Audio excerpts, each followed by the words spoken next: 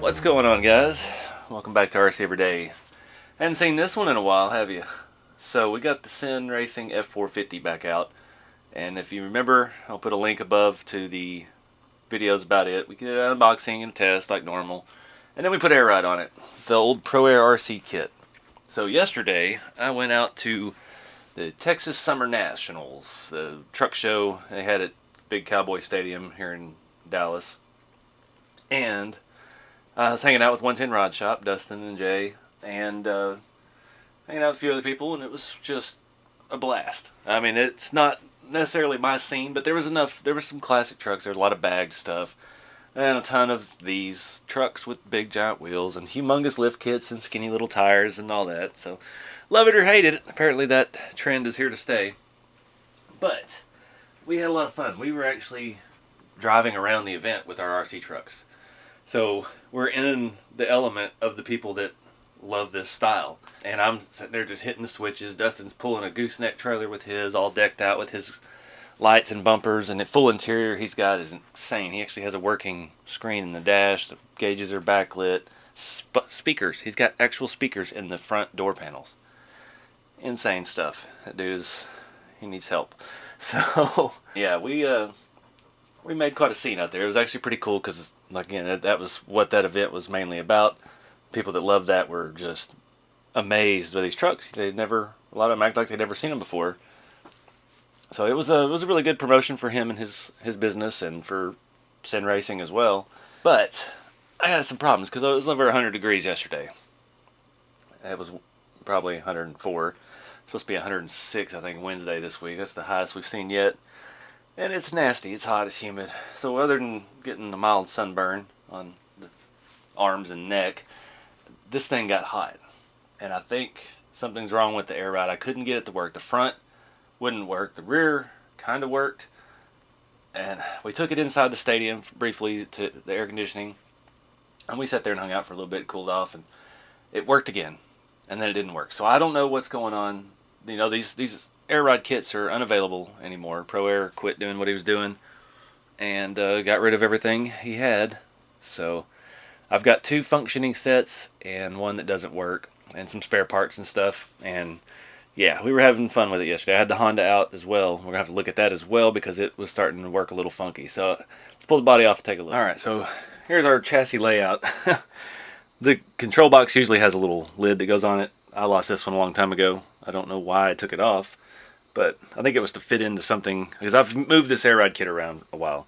And there's a full install on this truck. It shows you where I mounted the shocks to, because I had to change the mounts because the shocks are as long as they are and you can't do anything about it. So got our control box, we've got our intake with the actual air filter, we've got our rear output 2-to-1, and then splits. Again, that was the only way I was able to make it work.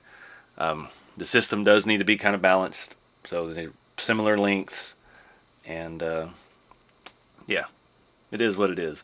So I don't know about any of that. There's 4 little valves in there, a whole bunch of, looks like a little speed controller or something along that nature. Got another board here, I guess is the receiver for the transmitter. We got a little antenna sticking out of it.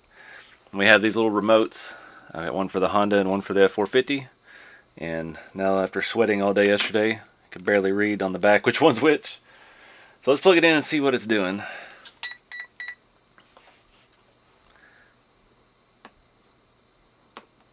Now we're doing absolutely nothing. So I changed the battery out in the remote, thinking maybe I had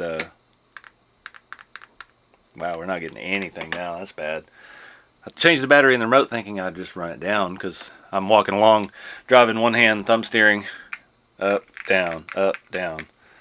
So this is bad. So let me check everything real quick, make sure all my wiring is good, because out in the heat, all my 2-sided tape started letting go. So this actually came unstuck, and I unplugged everything, and yeah, when I was packing it back up to leave. So let me take a look at that stuff real quick, flip it around the other side so I can see the wires. Alright, I think I found the culprit. I had this plugged in backwards. The jumper wire that goes to the receiver, that says 450.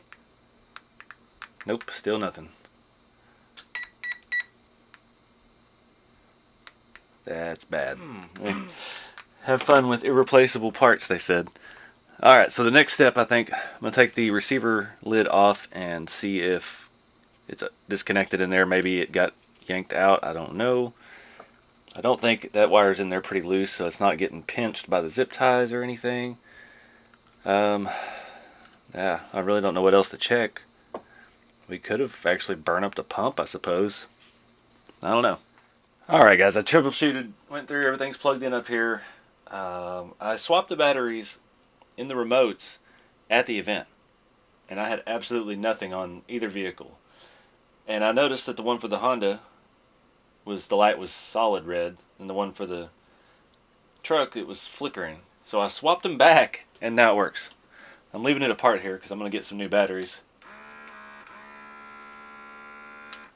So I think a lot of the problem I was running into out there was the range. This doesn't have a very good range. And at the time I still had this coiled up and tucked kind of down beside the box. So hallelujah, it still works.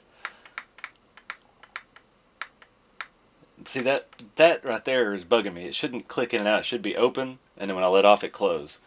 And it's a little flitchy like that, and the hotter it was out there, the longer we kept driving, the more it was doing that. It would go up, up, up, up, up, up, up, just stutter, as opposed to just solid movement like that.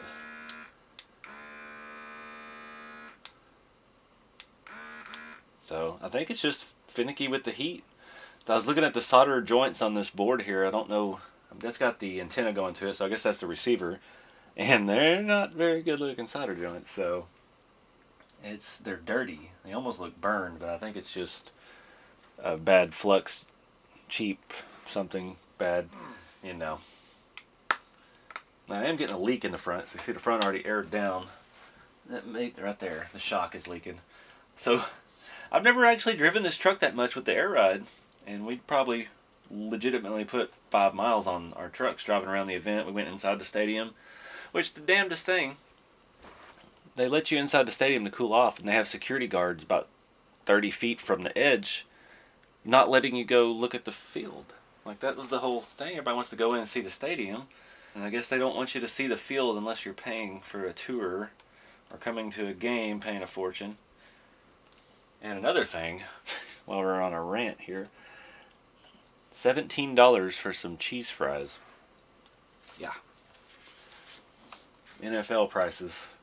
That was, yeah, at that point I was already so hot and delirious and exhausted. There's a lot of food vendors, but I can only imagine what some of the fancy places cost. And, so we're getting this thing all set up. I forgot to bring a remote because I didn't even think about driving around the event. Luckily Dustin's got CEN parts everywhere. And, yeah, he got a remote, and I'm trying to take the body off and get the body clips off, and I stabbed myself on these spikes. I actually bled for a little bit on my thumb.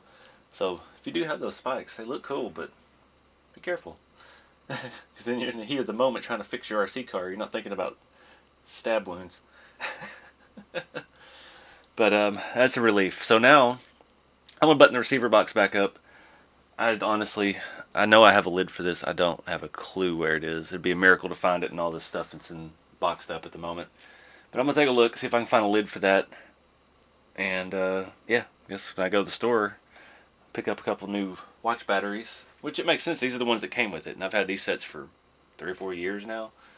So this may actually be the original set that I had gotten from him to start with. Alright, did a little wire management. Thought another issue that I might be having, the rear airlines went over the top of the battery, and with the strap on the battery right there is actually no room. The bed kind of bulges up over that. It needs to set directly on the battery. So having the airlines in there, I thought maybe they were getting smashed. But apparently not. But let's make sure everything works before we turn this off again. See, it's in that cutout thing again. It's always been a little glitchy like that, so I don't know if that's just the way it's going to be. Let's see if our air leak is fixed. The fitting still doesn't want to go on all the way.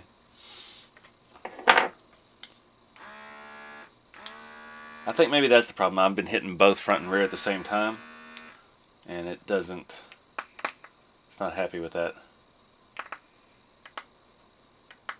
Seems to go down better with both. rear just doesn't have enough weight on it. I usually run the bigger LiPo because it needs the weight back there. And if you remember on the kit, when this truck comes, the battery's like sideways here or further up there. I don't even remember. So we had to move things around because this box has to be centered in the chassis. The airlines have to be somewhat equal. And you can't run direct lines from each side strictly to each shock because it doesn't have enough volume to fill that much airline. So you have to step down from this is probably 5 mil to 3.5. And then it splits, stays dual 3.5. So I don't know. That's the combination I found that worked with it.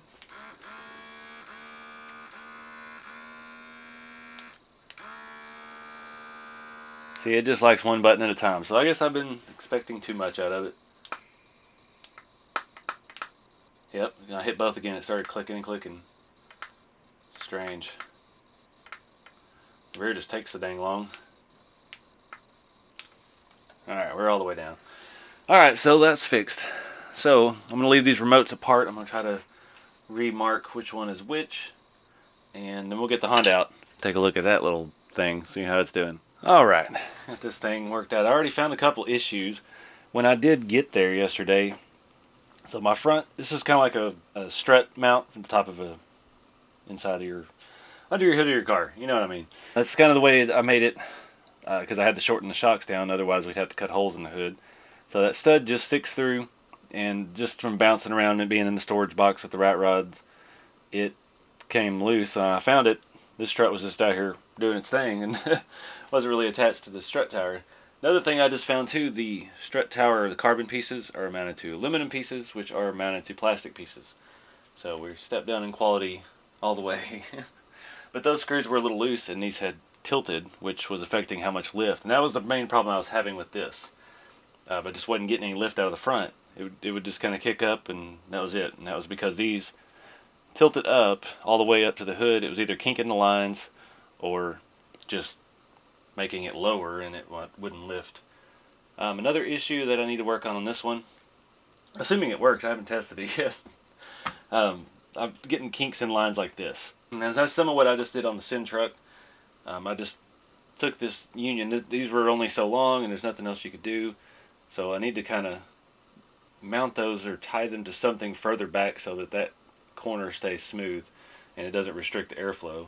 Because even though, I mean, we're getting it back to 1 and then splitting, it's still going to reduce the flow and that's going to slow the speed of the lift and everything. Rears I don't think we got any problems with. Everything looks good.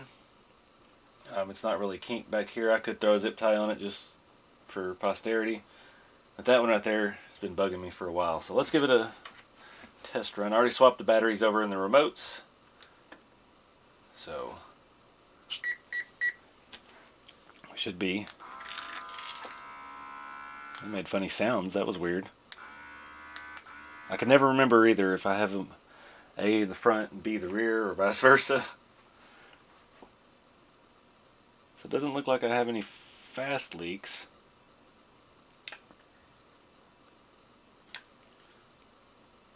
Alright, everything's working like it should. Yeah, B's the front on this one.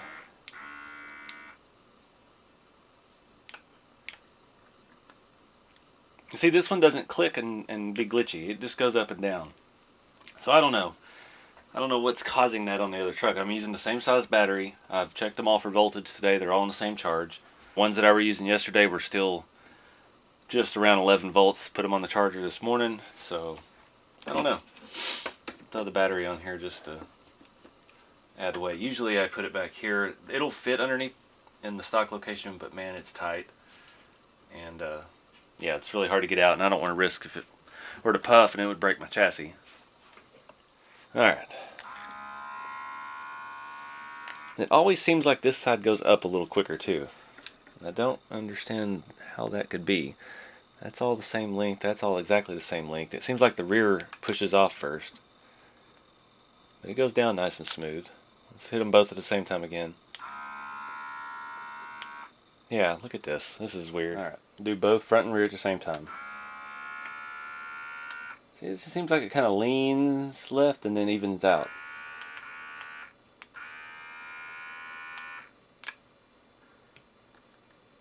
I don't know. Maybe it just has something to do with the suspension geometry. It looked like it went the other way this time. Weird. Now the front's acting funny again. I bet it's that kink.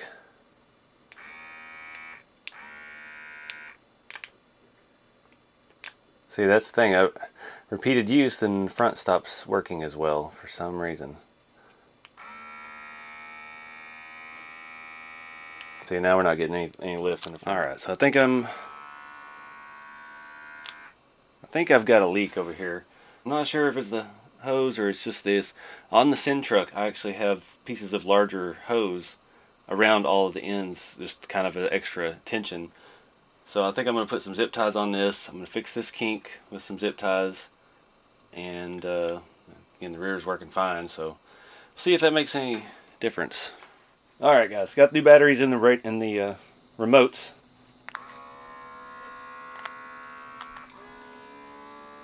Everything seems to be back to normal. I think part of the problem is they're on the same frequency. So I hit them both at the same time, and whichever one got first was the only one that worked. See, I got nothing. I can hold the remote down for the F450 while the Honda's going up and it stops. So I think we're getting a little interference with each other here, which is odd. I guess these are just generic, like, car alarm remotes. They both say 433 hertz on the back, or megahertz, but they're working. We just can't do it at the same time. Makes sense, I guess.